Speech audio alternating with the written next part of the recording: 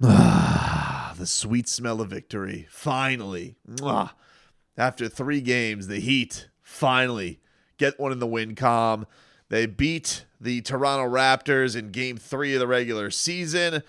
One that got a little dicier than you wanted to, 112-109, but look, who cares? We can dissect into the the nitty-gritty of letting it get close, but they win 112-109. A fantastic, basically flawless first half for this team, where you finally looked like the offense, got going. They were starting to hit some threes, got into this thing and were, just killing it from downtown. 9 of 20 from 3 in the first half, 71 first half points. It was just all kind of going for them. Really, really just impressive all the way around, and just was running Toronto off the floor. And this was a game that really, it shouldn't have had as many twists and turns and drama as it did, but it did, because, with the first half, everybody getting off to that great start and the shooting that was going on, it was absolutely fantastic. I think the big headline out of that was probably that Scotty Barnes, last year's Rookie of the Year, he had gotten hurt his ankle, and Miami went, I think, on like a 19-4 run after that, and really sealed that half and blew Toronto out of the water. And then coming out of it, the crazy thing about it is it looked like it was going to unravel even worse for Toronto, because Fred VanVleet, he had 4 fouls in the first half, comes right out in like 20 seconds or something like that, picks up his 5th foul, but they never take him out of the game. Nick Nurse sticks with him. But then we have, a couple of good moments for the Heat. We get Tyler throws a lob to Bam. Jimmy gets his first 3 of the year. Tyler gets into a little bit of a dust up. Lowry gets teed up. And then all hell kind of breaks loose, because Caleb Martin is trying to box out Christian Koloko, who is a 7'1" behemoth, who, of course, the Raptors are out here trying to out-Raptor the Raptors, where they just get a giant person and with giant wingspan and just say, hey, go play basketball, go figure it out. And they typically do, because that's the Raptors' method of development. Let's just get a bunch of aliens, let's stick them out there, and let's just see them be bigger and longer than everybody else. And look, it's been an effective method for them. They're a very, very tough team to hang with. But Caleb gets tied up with him. I guess he was upset with some of the ways that things were going. And he does end up, like, he stares him down, because Koloko, he gets the better of the entanglement. Koloko ends up on the ground. Caleb then, like, steps to him and steps over him, which is the only time he's going to step over him, because Koloko's 7'1". And Koloko took exception to that, gets up, kind of looked like it was like a half-assed, I don't want to say it was a swing, but it was definitely a gesture that he looked like he took out of Caleb, and Caleb just went, like, full linebacker mode on him, like just took his ass down like it was Islam Makhachev winning the lightweight title from Charles Oliveira. Just like took his ass down into the stands. It was a dumb move by Caleb. I understand he was upset, tempers were flaring. It was a picture perfect tackle. That was absolutely excellent. But lucky that fans weren't there. He was very upset about it after the game, and he said, I got to be more professional than that. Ron Rothstein, who, I would never want to disappoint this man. It was fun. I was sitting next to Mrs. Tobin. She was watching the postgame with me. She was like, damn, I would never want to upset Ron Rothstein. I wouldn't either. And Ron was going to the effect of, he said, he goes, you don't want to be out here winning fights. You're out here to win a game. You're out here to win a game, not fights. I was like, damn. Ron Rothstein hit me with some truth, hit me with lessons. And it really did seem like, whether it's basketball or not, it did seem like it really sparked the Raptors, because they went at one point, I think, on like a 19-2 run after that skirmish, and completely got back into the game, got to within, I think, 6 in that third quarter, and the 23-point lead was just, dwindling away for your Miami Heat. Fourth quarter, it was a little bit more even, Steven. The Miami Heat were able to do a lot better job. I mean, they're 3 for 3 this year on third quarters. It's been a thing. And by the way, I will get a little bit into the Celtics game. I don't want people to think I was ducking yesterday's game. just seemed a little silly to put up a game recap when there was a back-to-back, and I got home late and did the videos, and then I was like, what is this video going to have, like 4 hours of shelf life? So I will get into some Heat Raptors or Heat Celtics and some of the things that were said after that too. But this one, it was a lot more. It was a lot more even back and forth. Precious Achiuwa, shows some really good stuff tonight from the Heat, former first-round pick. Tonight he was 5 of 9, 18 points, 11 rebounds. He was 2 of 5 from 3, 6 of 7 from the free throw line. Did miss a critical free throw late that could have, sparked a miraculous comeback there for the Raptors. But Precious looked absolutely fantastic. There was actually a funny back and forth during this in the first half where Tyler gets an and one, spins over, and then hits Precious with the too small. And Precious starts smiling, and then Precious hits him with the Euro in the third quarter, and Precious hits Tyler with the too small. So it was funny seeing the two former teammates go back and forth at that. But I tell you what, man, I said this when he was here. He came in a really, really tough situation. No real offseason. It's tough to see that guy on another team. I thought that Precious Achiuwa had a lot of goods when he was here for the Miami Heat. And I know that the team was tough on him because they always wanted him to, I think, play with this balls to the wall ferocity and play with reckless abandon, and just really, like they always would say, for him, he's got to quote unquote empty the tank. And I just don't think he's that type of player. I don't think he's a gritty, and I mean this respectfully, I don't think he's a gritty, clear everybody out, get every rebound known to man type of guy. I think he is a very, very skilled basketball player. And it pains me to see him in another uniform. It really does, because I feel like the Heat let a good one get away in Precious Achiuwa. He was balling today, man. He looked really, really good for Toronto. And they really, they're such an odd team to take on between all of the bodies that they have, and Siakam and Anunoby, and Anunoby probably had a tough night out there. Offensively, so did Fred VanVleet. He really couldn't get going. Gary Trent was not shy, but hit a lot from downtown. But, they made it scary. They made it absolutely scary. And then things got really dicey. At one point, this game, they just couldn't close it out. And Tyler Hero gets a rebound, gets tied up, goes for a jump ball. OG, the ball gets out of bounds, and the Raptors end up cutting it to 6, 106-109. And Spo was livid because he couldn't get a timeout. The referees wouldn't call the timeout. Kyle Lowry was like stuck on the seats. And to tell people, like, those seats are tough to get over. Like, when you're there, it's almost like a fortress. It's like a wall. And, he's like one of the rare basketball players who's not, 6'8", who could just literally step over it like he's the Big Show going over the top rope. So he was stuck. And Spo has even mentioned this after the game, where he was like, people always get mad at me because I run into the wood and call timeout. And he does. He's egregious. He'll like run into the wood and he'll call the timeout like this. Sometimes he'll be on the other side of the court doing it.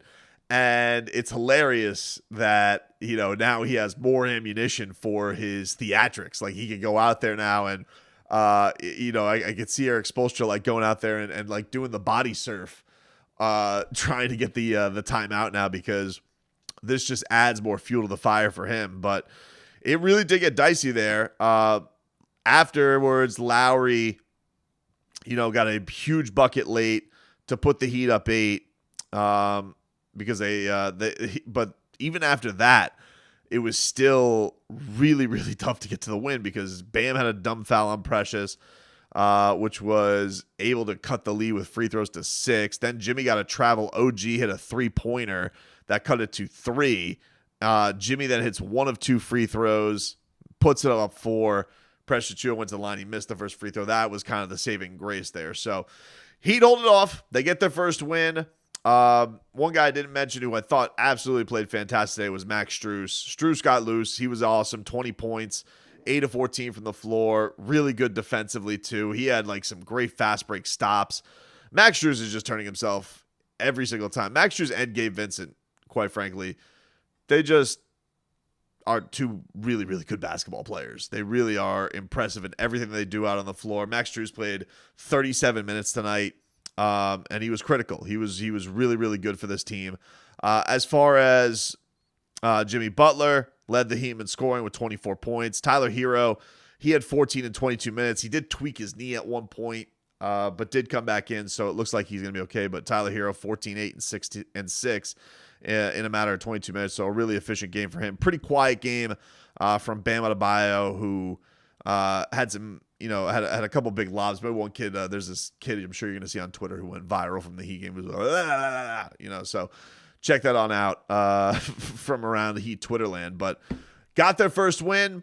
Fantastic. 112 to 109 over the Toronto Raptors. They're back at it on Monday. This is the interesting thing, though, about this schedule, because Nick Nurse was not happy about the Caleb Martin thing, was not happy about what happened there with him getting the tackle and Koloko basically just getting ousted from the game. This is the interesting thing about doing the back-to-backs now, and especially no travel or anything like that. It's not the people have done home and homes before. It's not like that is not new. Doing the two in the same city. Hopefully Toronto, by the way, South Beach, do your magic tomorrow. Go. Go. If you see those giant Raptors walking all around, bring them to the club, let them party their ass off, do your thing. Whoever's out there, purple, do your thing. VIP status for the Raptors. Like let them go out there and live it on up, whatever clubs they may be. I don't know, but this is going to be an interesting thing because, it's going to be tough to imagine that things are not going to carry over. Now, it does appear Scotty Barnes is going to be out for a little bit. Nick Nurse basically ruled him out. So that sucks for the reigning Rookie of the Year because he is uberly talented and a tough matchup for anybody out there in the association. So tough one there. But Miami's got to try and go get another one. This is not an easy Eastern Conference. As we saw on Friday night, I was not boots on the ground tonight. I was on Friday. And, yeah, it was, as I mentioned, 3 for 3 on the third quarters. It was a tough watch to see things really slip away for Miami. Bam Adebayo getting into foul trouble, which he had in the first couple of games. But that was crazy because you never see Bam get frustrated like that, but he got called for an illegal screen. He was upset with the officiating because of that, and even mentioned it after the game. I asked him about it, and he was none too pleased. Ben, what was your frustration level when you got your fourth foul and the run kind of slipped away from you guys in that third quarter? My frustration was it wasn't because of that foul. It was just, I felt like he gave me 3 of my 4, and that was my frustration. But I feel like I let that dictate, the swing of the game, and that's on me. They ain't got me out of 2,500. Could have bought my chef's child an iPad or something. Bam. Yeah, but now my money go to a charity. I don't even know where it's going. And I think for the Heat, they go at this and they say, well, it was a defensive issue. It was not an offensive issue. I think it was both. I think it's just all around they were not playing great basketball. The three-point shooting was abysmal the first couple of games. This one was much, much better. And, 11 of 30.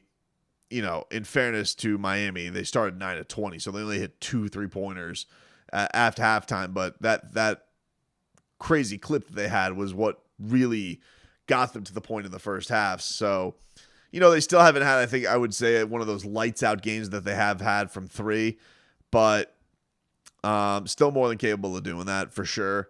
And for this game, You score 112 points, but 71 of them were in the first half. So that wire to wire was a little bit of a wacky game for sure, and things are going to balance out. But I think for the Celtics game, I think the things that are disappointing is one, Jason Tatum and Jaylen Brown looked overwhelming, especially down the stretch. They were getting whatever they wanted. They were bullying Jason Tatum. Jason Tatum, the guy what we saw in this past game on Friday. And we've seen this in the first couple of games for Boston. The guy who really uses physicality inside the paint. We did not see that guy in the playoff series. That guy was non-existent. And I know he was dealing with some shoulder stuff, but that is definitely a concern going forward. And the Heat got to corral some stuff there for sure. There were some rebounding issues. There were really issues all over the place for Miami in that game.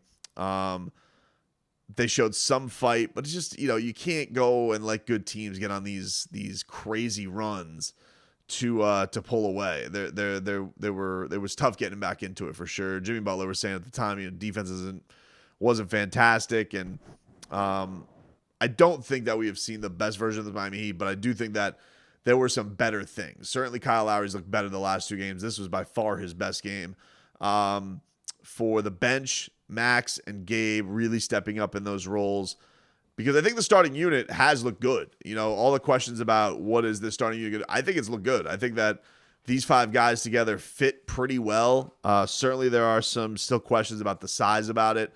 It's a very, very small lineup, but I do think that they have had some good cohesion together. They've gotten off to good starts. We saw that against Chicago, and we did see that against Toronto tonight. But, who's going to step up in those other various spots? And I think Max, he's a chameleon. I think he can fit in anywhere. Gabe, he has looked really good the last couple of games. So I think that was definitely important to see. Curious to see what we get from Omer Yurtseven when he comes back, if that, will help on nights that Dwayne Dedmon, who only played 12 minutes tonight, didn't have to do much, but, got into a ton of foul trouble against the Celtics, and things were a little bit rough there for him. But, they still got Victor Oladipo hopefully coming back from his health, and that he'll be okay and can be a contributor. And same thing with Big Yurt. I think that on certain matchups, he could be helpful as well. And we'll see whenever they want to unveil the secret weapon that is Nikola Jovic. But he get a win. Looking forward to the game on Monday. This was fun to feel. It's good to get the goosies and go into a Sunday and have some feel good for your basketball team going into for the rest of the weekend. And by the way, the other great part of this, now we can laugh at the Sixers. 0-3 the Sixers. They lost to those Spurs who were trying to tank for Wembanyama. And PJ Tucker's yelling at everybody in the locker room. Who doesn't love that going into the weekend? A little Sixers, a little Sixers turmoil to sprinkle on to your Heat victory. Who doesn't love it? It's absolutely great. Listen, reap what you sow, PJ. Love you to death, but had to know this was coming.